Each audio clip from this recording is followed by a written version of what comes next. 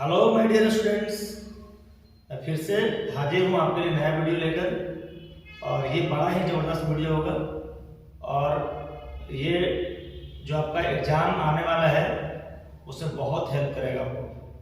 बच्चों, हमारा सबसे पहला क्वेश्चन है, एक उत्तल लेंस को पानी में डुबाया जाता है तो यह किस तरह से बिहेव करेगा।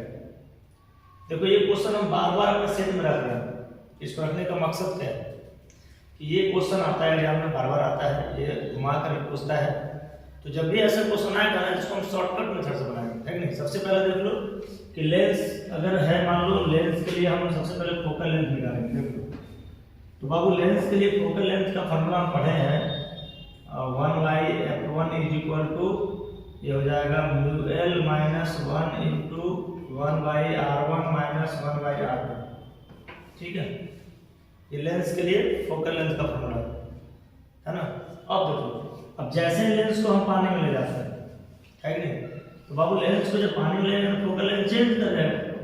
इसका फोकल लेंथ कितना होगा, 1/f2 = μlw यहाँ हो जाएगा। देख लो, जब हम आपको बार बार बता रहे हैं बाबू, जब भी हम मीडियम चेंज करते हैं, है ना, तो मीडियम चेंज करने पर रिलेटिव रिफ्रैक्टिवनेस लिया जाता है। देखो, वाटर में गए, लेंस था, लेंस तो ग्लास का बना होगा, है नहीं, तो वाटर में गया तो मीडियम चेंज कर गया। तो जब भी मीडियम चेंज करेगा तो इस तरह से हमने मतलब हम लोग वाटर के रेस्पेक्ट में लेंस की बात कर रहे हैं नहीं। और यहाँ पे हो जाएगा 1/r2 r1 - 1 कितना आपको है। अब देखो, जब बाबू दोनों को डिवाइड करते हैं, देखो यहाँ से दोनों को डिवाइड कर रहे हैं, ठीक है। देखो, ये LHS में डिवाइड होगा, ये RHS में होगा, है नहीं। अब जैसे ही डिवाइड करेंगे तो ये हो जाएगा आपका f2/f1 और ये देखो कैंसिल हो जाएगा टर्म, और ये कितना हो जाएगा बाबू 1.5 - 1 बाई ये हो जाएगा 1.5/1.33, है ना, और -1, और इसको कैलकुलेट करोगे ये हो जाएगा कितना f2/f1 कैलकुलेट करो 0.5 देखो, अगर 1.5 में 1.36 से डिवाइड करेंगे कितना होगा, देख लो, थोड़ा कैलकुलेट करो। देखो, जब भी हम अगर इसको डिवाइड करेंगे ना, तो वैल्यू मेरे अकॉर्डिंग 1 से ज़्यादा है कि नहीं, क्योंकि ये 1.5 है 1.33, तो वैल्यू 1 से ज़्यादा होगा। देखो भाई, कितना वैल्यू आता है, ये हो जाएगा आपका 1.5 / 1.33, है ना।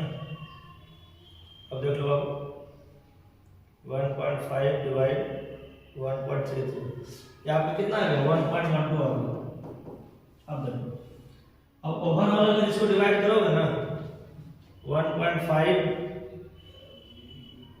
इतना आ गया, 0.5 डिवाइड करेंगे हम लोग 1.12 से, तो ये कितना आ जाएगा, देख लो आप, ये आ जाएगा आपका 0.44, ठीक है। अब देखो, तो डिवाइड करके देख लेना, है ना। 0.5 में अगर 1.12 से डिवाइड करते हैं तो ओवरऑल आंसर तो 1 से कम ही आएगा, 0.44 आ गया। अब देखो, अब यहाँ से अगर हम f2 निकालते हैं ना, तो f2 आता है कितना 0.44 × f1। बाबू, ये पूरा का पूरा जो रिजल्ट है ना, वो हमेशा पॉजिटिव रिजल्ट है। देखो, बिकॉज देखो f1 कहाँ का फोकल लेंथ था, f1 तो लेंस का था, है कि नहीं। जब लेंस या ग्लास का था, मान लो f1 तो ग्लास का फोकल लेंथ था, और f2 का हम लोग जब उसको पानी में ले गए उसका f2 मान ली, तो बाबू f2 का वैल्यू कितना है आप बताओ। उत्तल लेंस जो है ना, उत्तल लेंस का फोकल लेंथ तो हमेशा पॉजिटिव होता है, और ये वैल्यू भी पॉजिटिव आ गया।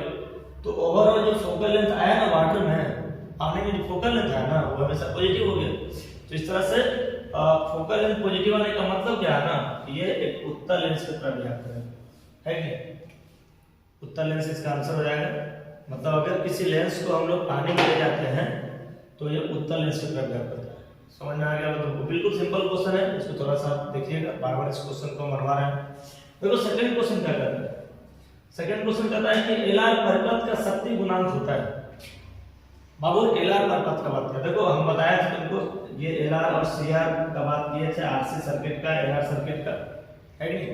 अब देखो कैसे इसको बनाते हैं, देखो ध्यान।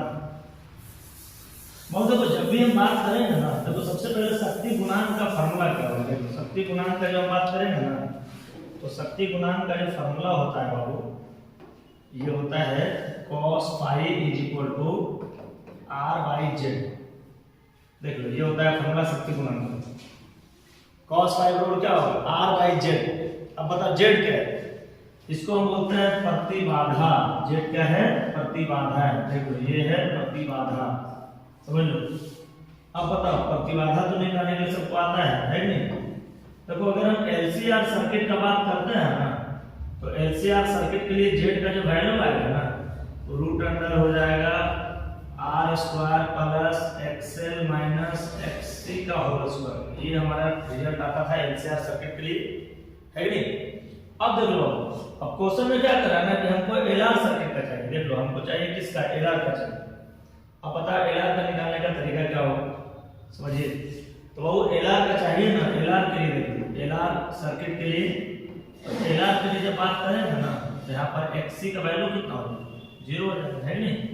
अब देख लो एक्ससी का वैल्यू 0 हो गया, इसलिए अब अगर जेड निकालेंगे ना यहाँ से, तो रूट अंडर हो जाएगा आर स्क्वायर प्लस, अब ये तो 0 हो गया, एक्ससी तो 0 आ गया, तो आर स्क्वायर प्लस एक्सएल। अब बताओ एक्सएल क्या है, प्रतिघात है। किसका प्रतिघात है बाबू, प्रेरकत्व का प्रतिघात। ये हो गया आपका प्रतिरोध, ये हो गया प्रेरकत्व का प्रतिघात, ये हो गया धारिता का प्रतिघात, है नहीं। तो प्रेरकत्व के लिए फॉर्मूला क्या है, ओमेगा एल का होल स्क्वायर, है नहीं, ओमेगा एल का होल स्क्वायर। बाबू तो यहाँ पे अगर हम जेड का वैल्यू पुट करेंगे तो बताओ कितना आएगा। इसलिए अगर हमको cos फाई निकालना है ना, तो हो जाएगा r by root under Z. अब बताओ एलआर के लिए जेड कितना है, root under R square plus omega square L square. देख लो omega square into L square. बाबू यही आपका आंसर हो जाएगा ना। देख लो जो हमारा आंसर क्या है, बताओ आंसर जो हमारा आया ना, R square plus omega L का whole square, omega square L square, ठीक है। ये हमारा आंसर होगा। अगर बात करते हैं हम, सुन लो, अगर हम बात करते हैं आरसी सर्किट की, ठीक है, तो आरसी सर्किट का क्या होता है, प्रतिघात 1 बाई ओमेगा सी होता है। देख लो प्रतिरोध का प्रतिघात तो आर ही हो जाता है, प्रेरकत्व का प्रतिघात होता है क्या, एक्सएल बराबर ओमेगा एल होता है। ये धारिता कितना होता है, 1 बाई ओमेगा सी होता है, ठीक है। तो आपको दिमाग में रखना है, ठीक है। ये सब प्रतिघात है, और प्रतिघात एक तरह का प्रतिरोधी होता है। सबका मात्रा क्या होगा, ओम हो, है कि नहीं। अगर तुमसे कोई पूछ देगा ना, बताओ ओमेगा एल का मात्रा क्या है, तो ओम होगा मात्रा। अगर पूछेगा 1 बाई ओमेगा सी का मात्रा क्या है, तो इसका भी ओम मात्रा हो जाएगा। अब बताओ ओम का अगर कहेगा कि डायमेंशन निकालिए, तो डायमेंशन निकालने के लिए आ जाएगा, बीमा निकालने आ जाएगा, है नहीं। तो सिंपल है वो, जब भी इस तरह का पूछेगा ना, अगर एलसीआर का पूछता है तो ये फॉर्मूला होगा जेड का, है नहीं। अगर तुमको पूछता है एलआर सर्किट का, तो ये फॉर्मूला हो जाएगा। आरसी का पूछेगा तो r square plus 1 by omega c का होल स्क्वायर होगा। तो इस तरह के क्वेश्चन आपको दिमाग में रखना है, ये क्वेश्चन बार बार आते हैं। अब देखो अगला क्वेश्चन क्या करते हैं, सुन लो। अगला क्वेश्चन क्या है कि प्रत्यावर्ती धारा, सुन लो बड़ा इंपॉर्टेंट क्वेश्चन है, देख लो। और प्रत्यावर्ती धारा के वर्ग माध्य मूल मान और शिखर मान का अनुपात है। देखो सबसे पहले तो वर्ग माध्य मूल मान का फॉर्मूला क्या होता है, वर्ग माध्य मूल मान का जो फॉर्मूला होता है ना, आई आर एम एस बराबर होता है आई नॉट बटा रूट 2, ठीक है। और अगर बात करें शिखर मान का, सुनो, तो शिखर मान को रिप्रेजेंट किससे करते हैं, आई नॉट से करते हैं। आई नॉट क्या है, शिखर मान, आई आर एम एस क्या है, वर्ग माध्य मूल मान। अब दोनों का अनुपात पूछ रहा है, देख लो। अब अनुपात निकाल लो। और आई आर एम एस में अगर आई नॉट को डिवाइड करेंगे, देख लो अब ये इधर डिवाइड करा दो, कितना बचेगा, 1 बाई रूट 2 बच जाएगा, है नहीं। तो दोनों का अनुपात कितना आ जाएगा, बी आ जाएगा। बिल्कुल सिंपल क्वेश्चन है, ठीक है। और ये questions I R M S का जो वैल्यू है ना, बड़ा इंपॉर्टेंट है। ये 5 नंबर में भी आते हैं और 2 नंबर में भी आते हैं। तो आपको इसको देखना है कंप्लीटली, है ना। कंप्लीट इसका रिवीजन कीजिए आप घर में, बड़ा इंपॉर्टेंट क्वेश्चन है। अब देखो कहता है विद्युत चुम्बकीय तरंग के संचरण की दिशा होती है। संचरण का दिशा क्या होगा भाई, इसका तो बी क्रॉस ई हो जाएगा, है नहीं, सिंपल है। विद्युत चुम्बकीय तरंग का संचरण का दिशा क्या होगा, बी क्रॉस ई। अब देखो अब क्या करना है, क्वेश्चन देख लो बाबू। तेरा प्रकाश का रंग का कारण है भाई, प्रकाश का रंग का कारण क्या होता है, जो प्रकाश का जो कलर होता है उसका रीजन क्या है, कॉज पूछ रहा है, क्या है कॉज। देखो सबसे पहले हम क्या करते हैं ना कि भाई देख लो, मान लो कि लाइट जो है ना, लाइट अगर चलता है, मान लो कि ये विरल माध्यम है और ये आपका सघन माध्यम, ठीक है। इसको समझिएगा, बड़ा इंपॉर्टेंट क्वेश्चन है। अब बाबू लाइट अगर यहाँ से चला, मान लो विरल से चला, आपको पता है कि ये नॉर्मल है, तो जैसे विरल से चलेगा तो नॉर्मल की तरफ मुड़ जाता है सघन माध्यम में आने पर, और ये तो सीधे निकल जाता है। ये इसका हो गया क्या, ओरिजिनल पथ ये था इसका, ठीक है। ये इसका ओरिजिनल पथ था, लेकिन इधर मुड़ गया, एक विरल से सघन में आने पर प्रकाश जो है सघन माध्यम मुड़ जाता है नॉर्मल की तरफ, है नहीं। आप देखो बाबू, जब प्रकाश एक माध्यम से दूसरा माध्यम में गया तो प्रकाश का वेग परिवर्तित हो गया, लेकिन उसका कलर नहीं चेंज करेगा। मान लो लाल कलर, मान लो ये रेड कलर का लाइट है, ठीक है, रेड कलर का लाइट गया एक और दूसरे माध्यम विरल से सघन में गया, तो वेग तो चेंज कर गया लेकिन कलर नहीं चेंज करेगा, उसे कलर चेंज करेगा, है नहीं। अब देखो वेग चेंज करने के साथ तीव्रता भी चेंज कर जाएगा, इंटेंसिटी बदल जाएगा उसका, है नहीं। तो बाबू इंटेंसिटी बदलेगा तो उसका आयाम भी बदल जाएगा, देख लो। यानी देख लो इसका वेग तो चेंज किया है, ठीक है, कलर भी चेंज करके देख लो, ये फेज है, फेज इसका चेंज किया। अब जितना फेज से गया तो उतना फेज से आगे नहीं बढ़ा, फेज भी चेंज कर गया, देख लो। वेग भी चेंज किया, आयाम भी चेंज किया, क्योंकि आप ये तीव्रता चेंज कर गया, तीव्रता करने पर आयाम भी चेंज कर जाएगा, है नहीं, और फिर कलर भी चेंज कर गया। बाबू कौन चीज नहीं चेंज किया, बताओ कौन चीज चेंज नहीं किया, अब बताओ। आवृत्ति नहीं चेंज किया, तो भाई इसी के कारण जो है ना, सुन लो, इसी के कारण जो है ना प्रकाश का रंग का कारण यही है, आवृत्ति, है नहीं। बिकॉज आवृत्ति नहीं चेंज करता है, किसी भी माध्यम में जाने पर प्रकाश का आवृत्ति चेंज नहीं करता है, ठीक है, तो उसका रंग का कारण यही है, 5 का A, ठीक है। अब देखो ताप बढ़ने से अर्धचालक का विशिष्ट प्रतिरोध क्या होता है। बाबू ताप बढ़ने से अर्धचालक का जो विशिष्ट प्रतिरोध है वो घटता है, ठीक है, सिंपल क्वेश्चन है। जब भी ताप बढ़ेगा तो विशिष्ट प्रतिरोध क्या होगा, घट जाएगा। अब क्या कर रहा है, देखो अब कह रहा है कि किसी ऊंचाई ट्रांसफार्मर के प्राथमिक और द्वितीयक में से क्रम से N1 N2 लपेटे हैं, तो अब बिल्कुल सिंपल है, N2 ग्रेटर देन N1 होगा, है नहीं। अगर मान लो हमारे पास एक ट्रांसफार्मर है, उसमें 2 कुंडली होता है, प्राथमिक कुंडली होता है, द्वितीय कुंडली होता है नहीं। तो देखो अगर बात करेंगे हम लोग ऊंचाई ट्रांसफार्मर, स्टेप अप का बात करेंगे, है नहीं। स्टेप अप में क्या होता है ना कि सेकेंडरी में नंबर ऑफ टर्न होता है ज्यादा, स्टेप डाउन में क्या होता है, प्राइमरी में ज्यादा होता है, दोनों का उल्टा होता है नहीं। अगर बात करेंगे ऊंचाई ट्रांसफार्मर का, तो N2 बड़ा हो गया, यानी सेकेंडरी का जो नंबर ऑफ टर्न है ज्यादा होगा प्राइमरी से, द्वितीय कुंडली में फिर संख्या जो है प्राथमिक से ज्यादा हो जाएगा, है नहीं। और अगर बात करता है ये अपचाई ट्रांसफार्मर का, स्टेप डाउन का बात करता है, तो बाबू स्टेप डाउन के केस में N1 बड़ा है, N2 से हो जाता है, लेकिन अभी के अकॉर्डिंग हमारा आंसर क्या होगा, N2 बड़ा N1 से हो गया, है नहीं। अब देखिए किसी स्थान पर एक प्रेषण टावर की, सुन लो, ऊंचाई कितना है, अधिकतम दूरी इस टावर का प्रसारण पहुंचेगा बस। देखो देखो तो अगर हमको निकालना रहेगा अधिकतम दूरी, ठीक है, कैसे निकालेंगे देख लो। यानी d अगर निकालना रहेगा ना तो फॉर्मूला होता है √2HR, ठीक है। टीवी प्रसारण के लिए, टीवी प्रसारण में जो d का वैल्यू है ना, अधिकतम दूरी कितना आता है, 2HR आता है। अब जहां r क्या है, पृथ्वी का त्रिज्या है, देख लो r जो है पृथ्वी का त्रिज्या है। आपको पता है कि पृथ्वी का त्रिज्या आपको मालूम है, देख लो पृथ्वी का जो त्रिज्या होता है ना, ये होता है 64 किलोमीटर, है कि नहीं।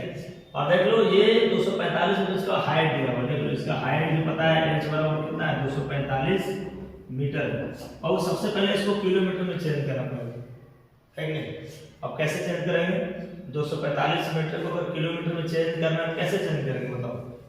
अब यहाँ पर हमको मीटर को चेंज करना है किलोमीटर में, तो बाबू हम लोग सबसे पहले करते क्या है ना, 245 मीटर है, इसको किलोमीटर में चेंज करना है। देख लो हम लोग क्या करेंगे, 1000 से डिवाइड कर देंगे, ठीक है। 245 मीटर को किलोमीटर में चेंज करने के लिए 1000 से भागा दे देंगे। अब देखो, अब यहाँ पर देखो कितना d कितना है, देख लो। अब d यहाँ से निकाल लो कितना आता है, ध्यान।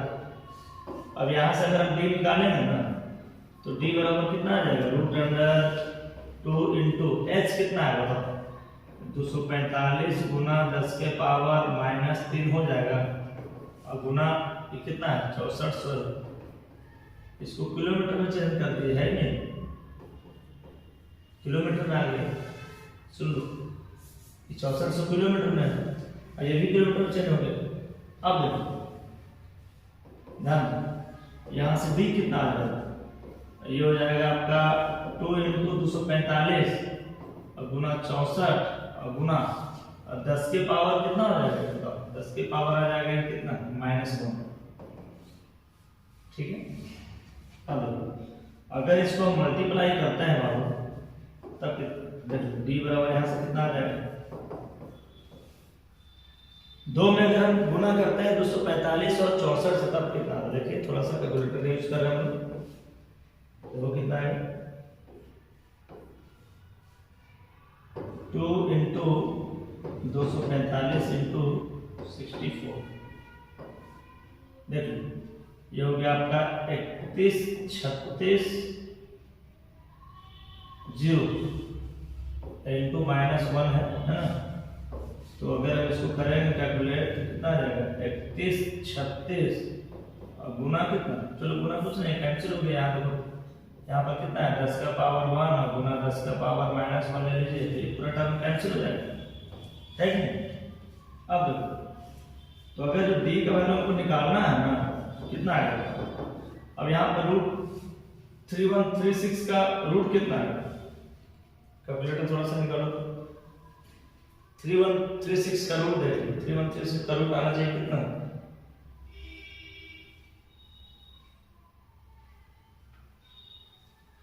3136 का रूट देखिए,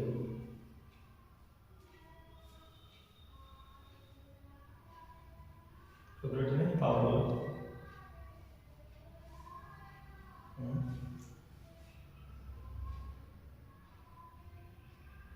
हाँ देखिए इसका जो है ना, ये जो है ना आपका हो जाएगा कितना 56 का स्क्वायर, अगर हम लोग 56 में गुना करते हैं 56 से तो यही वैल्यू आता है, देखिए जैसे 56 इंटू अगर 56 करेंगे कितना है, देखो 3136 आ गया, तो बाबू ये हो गया आपका 56 किलोमीटर, है ना।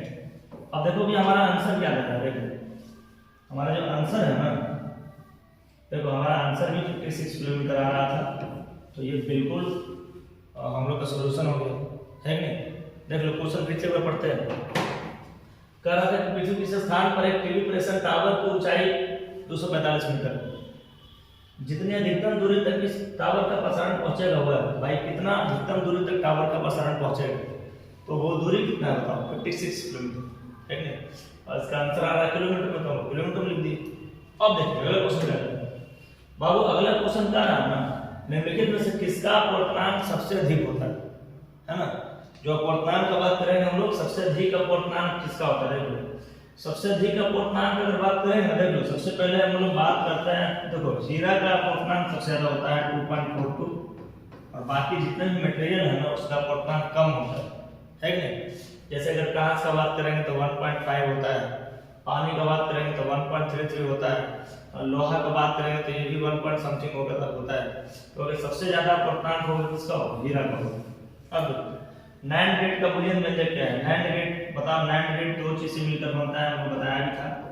नैंड जो है ना बताओ किसका किसका कॉम्बिनेशन, नैंड जो है ना आपका एंड प्लस नॉट का कॉम्बिनेशन है, बताओ एंड प्लस किसका है, नॉट है कि नहीं। और आपको पता है कि एंड गेट का जो एक्सप्रेशन है ना a into b होता है कि नहीं, और नॉट इसमें इंक्लूड है, a into b का रेक्टिंग हो जाएगा।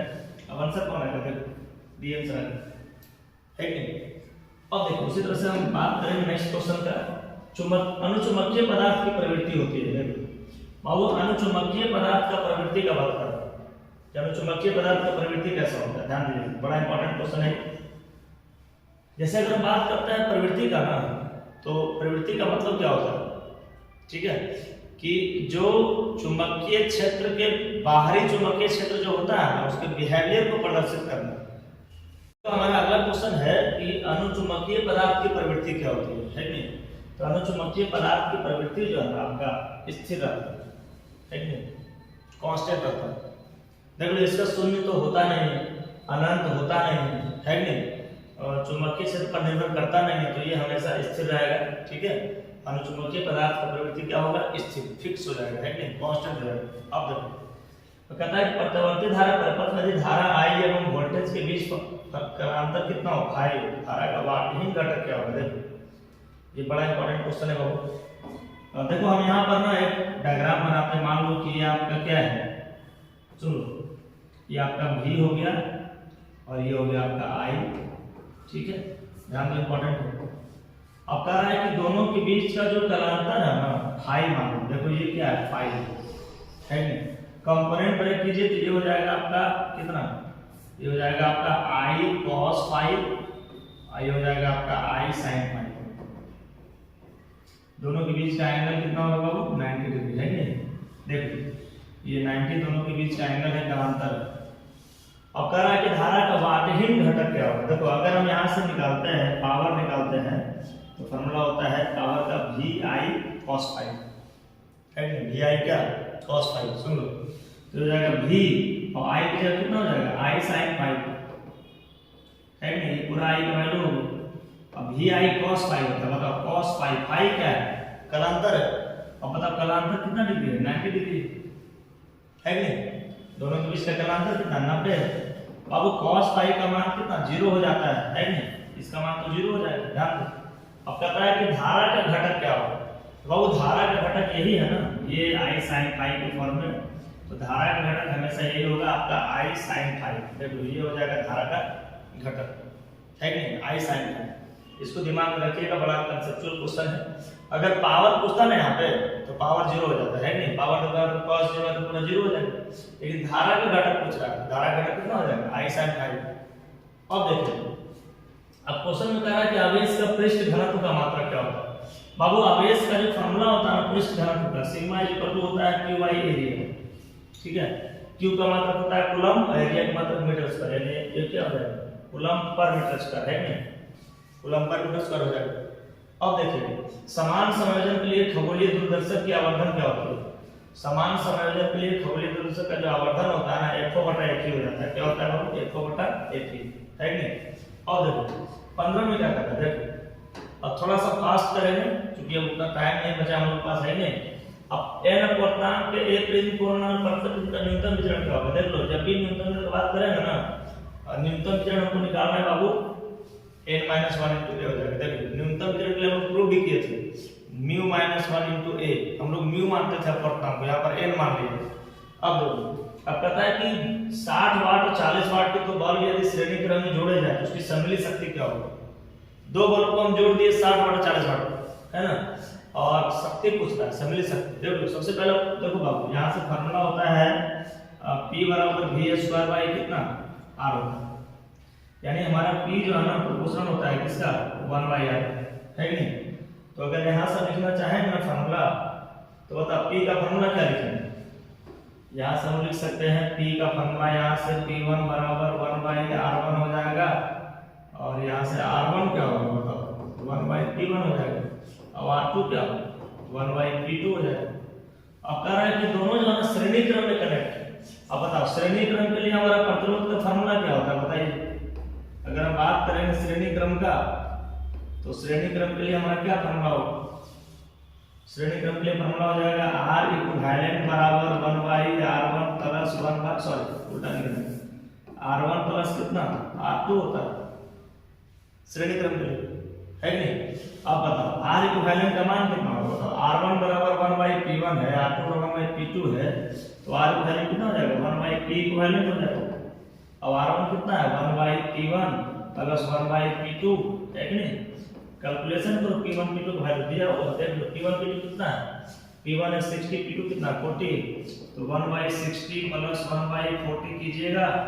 अब दोनों का एलसीएम लेते हैं बाबू, देख लो कितना आता है 60 40 का एलसीएम लेंगे तो 120 आ जाएगा, ये हो जाएगा कितना 2 + 3 यानी कितना 5/120। इसलिए अगर हमको P को वैलेंट निकालना है ना क्वेश्चन में कह रहा है सम्मिलित शक्ति निकालिए, सम्मिलित शक्ति ये हो जाएगा 120/5 यानी कितना 24 वाट आंसर आएगा। देख लो शक्ति का मात्रा क्या होता है वाट होता है, तो हमारा आंसर जो है ना 24 वाट होता है। देख लो बाबू ये हमारा क्वेश्चन था। क्वेश्चन क्या कर रहा था कि 60 वाट और 40 वाट के दो बल्ब श्रेणी क्रम में जुड़े जाते हैं। हम लोग फॉर्मूला यूज किए P बराबर V²/r, P प्रोपोर्शनल हो जाएगा R 1/r का है कि नहीं। देखो V का भी प्रोपोर्शनल है, देख लो V² का भी, लेकिन हमको उससे मतलब यहाँ पे नहीं है कि हमको तो P और R के बीच रिलेशन निकालना है। अब देखिए P1 निकालेंगे इतना P देख लो तो R1 यहाँ से 1/P1 हो जाएगा और R2 हो जाएगा 1/P2। कॉम्बिनेशन के फॉर्मूला यूज करेंगे, आंसर कौन है 24 बार। देखो ये हमारा आंसर होगा, है कि नहीं। अब देखिए अगर आप अगला क्वेश्चन का बात करते हैं ना, तो बाबू यहाँ पर कह रहा है ना 17 क्वेश्चन क्या कहता है, जब लोग आज थोड़ा सा क्वेश्चन फास्ट बता रहे हैं, ठीक है, क्योंकि ये सब क्वेश्चन आपको बना हुआ है, थोड़ा सा दिवाली में बस रिवीजन करना है, प्रैक्टिस करना है थोड़ा सा। अब कह रहा है कि यदि 100 वाट तक आवेशित करने पर, देख लो अब वोल्टेज यहाँ पे दिया हुआ है कितना, 100 वोल्ट, ठीक है, देख लो ये वोल्टेज दिया हुआ है 100 वोल्ट, और संचित ऊर्जा कितना है 1 जूल। अब धारता पूछ रहा है, अब चूंकि फॉर्मूला होता है U = ½ CV²। अब बताओ C कितना होगा, यहाँ से C बराबर हो जाएगा 2U/ कितना V²। बाबू 2 × U कितना है 1 है, अब V² कितना है 100 है नहीं, तो 2/100 यानी कितना 1/50। अब बताओ 1/50 को हम क्या लिख सकते हैं, चलो देखो इसको हम ऐसे लिख सकते हैं, ठीक है, तो आंसर इस तरह से दे रहा है 2/100 है ना बाबू, सॉरी 2/100 का स्क्वायर होगा, है ना, 100 का स्क्वायर हो जाएगा ना, तो कितना हो जाएगा, 2/100 का स्क्वायर कितना 4 जीरो हो जाएगा, तो 2 × 10⁻⁻⁴ फैराड आंसर आएगा इसका, ठीक है। देखो ये आंसर बी हो जाएगा, बिल्कुल सिंपल क्वेश्चन। देखो भी दिया हुआ है 100 वोल्ट, U 1 जूल है, और यहाँ से फॉर्मूला चलेंगे U = ½ CV²। संचित ऊर्जा का सूत्र होता है, अब यहाँ से C निकाल लीजिए, आंसर आ गया, क्लियर। अब देखो कहता है कि बेलनाकार लेंस का व्यवहार किया जाता है आंख के उस दोष को दूर करने के लिए, इसे कहा जाता है। बताओ बेलनाकार लेंस का व्यवहार किसके लिए किया जाता है, बताओ बेलनाकार लेंस का व्यवहार किया जाता है एस्टिग्मेटिज्म को दूर करने के लिए, ठीक है, ये सब बताया गया था पिछले क्वेश्चंस में, ये क्लियर किया गया था। अब देखो अब बात अगर करते हैं 90 नंबर का, ध्यान दो 90 नंबर क्या कहता है, कहता है कि आदर्श एमीटर का प्रतिरोध, देखो बाबू आदर्श एमीटर कभी भी आएगा ना, इसका आंसर डायरेक्टली हम शून्य मानेंगे, ठीक है। देखो एमीटर का प्रतिरोध कम होना चाहिए, हमने बताया भी था, जब आदर्श एमीटर की बात होता है, आदर्श मतलब क्या, बहुत अच्छा एमीटर की बात होता है, तो जितना प्रतिरोध कम रहेगा उतना हमको ज्यादा धारा माप देगा, है नहीं। आपको पता है कि एमीटर का जो यूज करता है ना, धारा का माप करने के लिए आता है, तो आंसर क्या हो जाएगा इसका, शून्य हो जाएगा। अब देखो पृथ्वी के चुंबकीय क्षेत्र में यदि किसी चुंबकीय सुई के दोलन की आवृत्ति n हो तो n² pH हो जाएगा, ये भी पिछले क्लास में डिस्कस किए थे, है ना, इसके लिए हम लोग फार्मूला भी अप्लाई किए थे, क्योंकि फार्मूला हमारा जो है ना, तो मैं थोड़ा सा और एक बार कर देते हैं। फार्मूला होता है T = √2π√I कितना mv, है नहीं। अब बताओ यानी यहाँ से आप देखो 1/t अगर लिखेंगे तब कितना होगा 1/2π, उलट जाएगा रिजल्ट, है नहीं, mv कितना हो जाएगा I हो जाएगा। अब बताओ 1/t किसको बोलते हैं, n को बोलते हैं, आवृत्ति को बोलते हैं, आवृत्ति बराबर कितना होगा 1/n π और रूट अंडर कितना mv हो गया बटा कितना I हो गया। सिंपल है बाबू, देख लो इसको स्क्वायर कीजिए, स्क्वायर करेंगे तो कितना हो जाएगा n² = 1/, कितना हो जाएगा बताओ 4π होगा ना, सॉरी 1/2π होगा, है नहीं। अब स्क्वायर करेंगे तो कितना हो जाएगा 1/4πr² रूट अंडर m, है ना, सॉरी रूट तो बचेगा ना, स्क्वायर हो गया, स्क्वायरिंग कीजिएगा कितना हो जाएगा mv कितना I। अब बताओ n² किस पे डिपेंड है, m पर डिपेंड है नहीं, और b पर भी डिपेंड किया है नहीं, तो आंसर कौन हो जाएगा n² डिपेंड किस पे, b पे करेंगे, डायरेक्टली प्रोपोर्शनल हो जाएगा b का, m का भी हो गया, है नहीं। m क्या था, चुंबकीय आघूर्ण क्या था, b क्या था, चुंबकीय क्षेत्र था, तो भाई n² जो है ना, n क्या है, यहाँ पे देखो n आवृत्ति होगी, बिल्कुल सिंपल क्वेश्चन है, ये सब क्वेश्चन को बार-बार प्रैक्टिस कीजिए आप। अब देखिए क्या कहता है क्वेश्चन, और कह रहा है कि किसी बिंदुवत स्रोत से परिमित दूरी पर तरंगाग्र क्या होता है। देखो परिमित दूरी का बात कर रहा है, देखो मान लो ये कोई बिंदुवत स्रोत है, यहाँ से परिमित दूरी पर जो तरंगाग्र होता है ना बाबू, ये स्फेरिकल होता है, ठीक है, गोलाकार होता है कि अगर अपरिमित दूरी रहेगा, इनफाइनाइट रहेगा, है कि नहीं, तो उसके लिए कंडीशन बदल जाएगा, लेकिन अगर परिमित दूरी है तो उसके लिए हो जाएगा क्या, गोलाकार। डायनेमो के कार्य सिद्धांत है, देखो डायनेमो जो है विद्युत चुंबकीय प्रेरण पर काम करता है, डायनेमो का मतलब क्या है, एसी जनरेटर, है कि नहीं, तो वो किस पे काम करता है, विद्युत चुंबकीय प्रेरण पे काम करता है। विद्युत चुंबकीय प्रेरण का कांसेप्ट किसने दिया था, फैराडे ने दिया था। अब देखिए 23 में अब क्या कहता हूं कि सुनो लैम्डा तरंगदैर्घ्य वाले फोटॉन की ऊर्जा होगी। अब वो लैम्डा तरंगदैर्घ्य वाले फोटॉन की जो ऊर्जा है ना SC/λ होता है, क्या देख लो, ये हो जाएगा आंसर हमारा SC/कितना लैम्डा। कहता है विद्युत ध्रुव की निरक्षीय स्थिति में विद्युत विभव का व्यंजक कितना होता है। बाबू जब निरक्षीय स्थिति का बात करते हैं ना तो विद्युत विभव शून्य हो जाता है। देख लो निरक्षीय के लिए बताया गया था, देख लो ये हमारा डायपोल है कि नहीं, और ये निरक्षीय रेखा है कि नहीं। ये मान लो कि यहाँ पर P कोई पॉइंट है, देखो ये मान लो कि हमारे पास माइनस Q चार्ज है, ये प्लस Q है, दोनों को मिलाएंगे हम लोग पहले। अब मिलाने पर क्या होता है, ये L डिस्टेंस, ये भी L, इसको R मानोगे है कि नहीं। ये निरक्षीय रेखा होता है, निरक्षीय स्थिति होता है, ध्यान दो ये निरक्षीय है। अब देखिए अब होता क्या है कि ये डिस्टेंस मिलाते हैं तो ये आता है root under R square plus L square, ये भी कितना आता है root under R square plus L square है कि नहीं।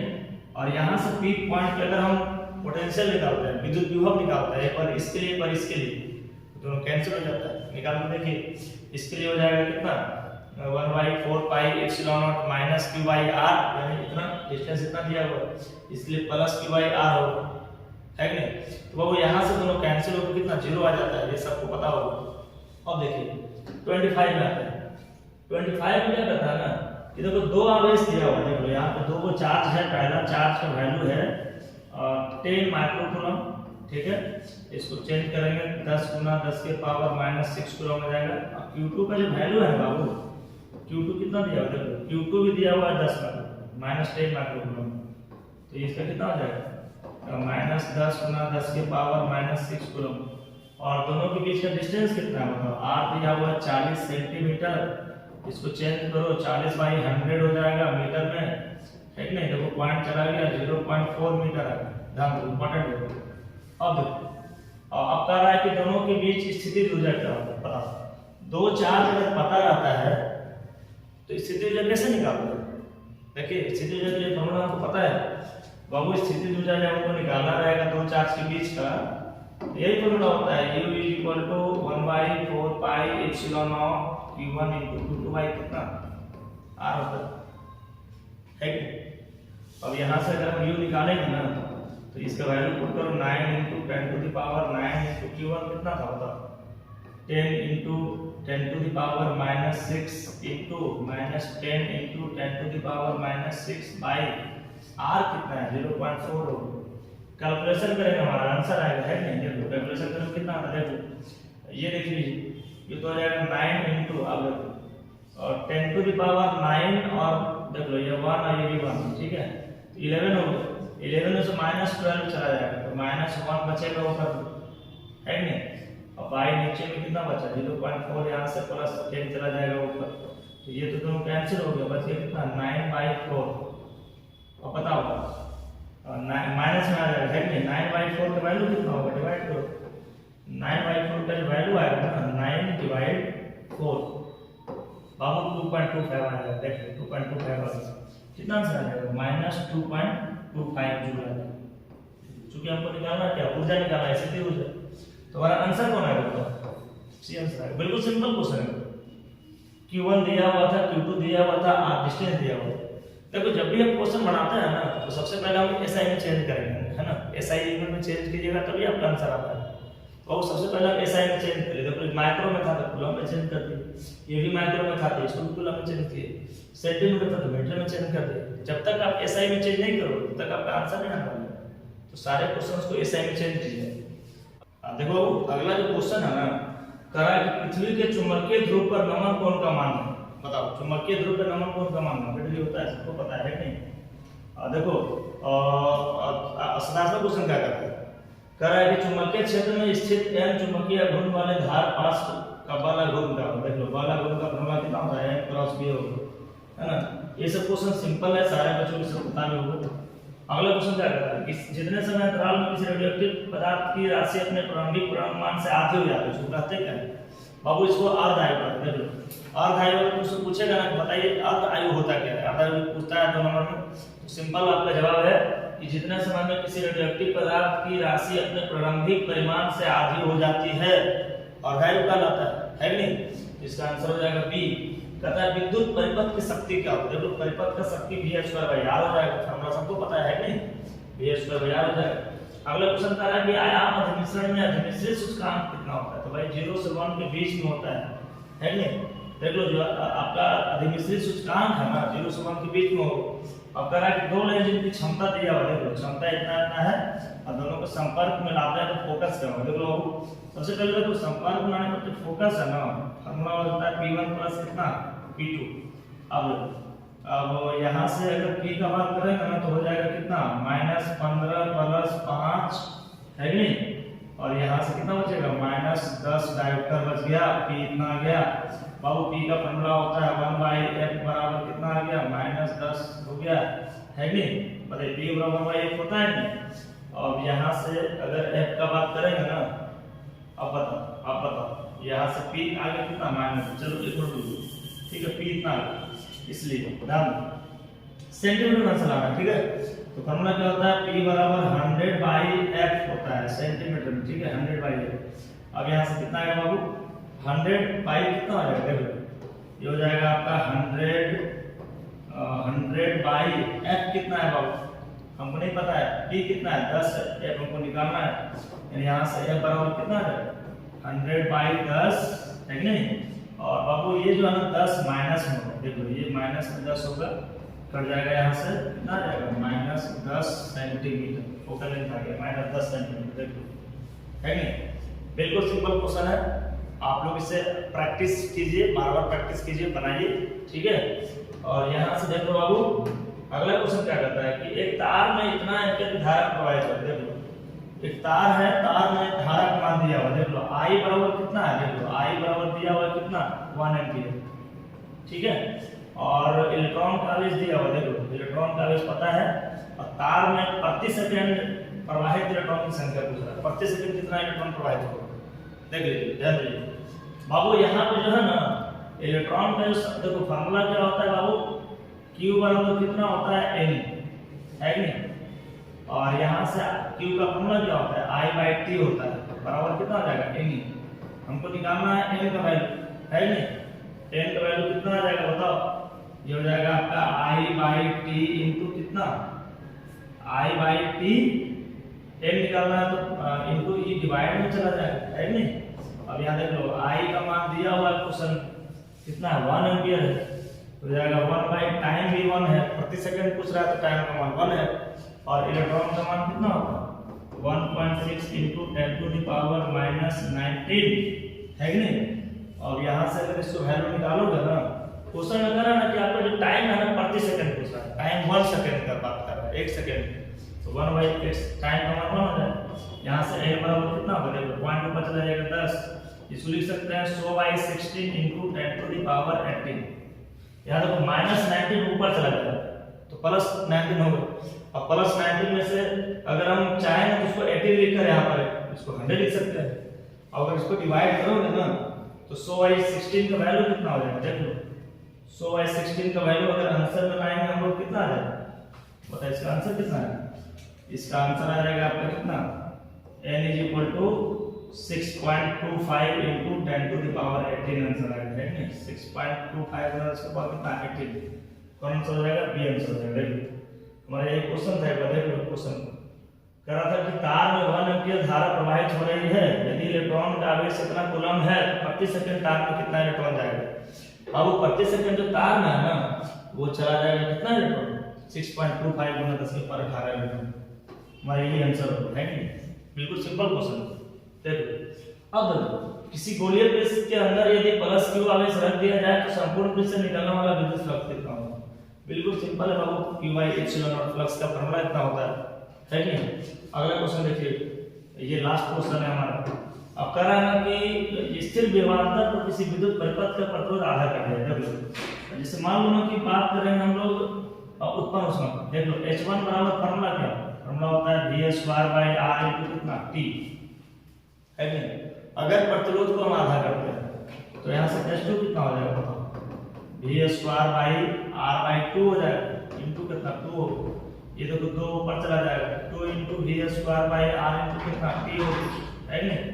अब यहाँ से 2 × V²/R × T का वैल्यू कितना हो जाएगा, ये तो H1 के बराबर ना गया था, तो बाबू यहाँ से कितना हो जाएगा बताओ, दुगना आंसर हो जाएगा है कि नहीं।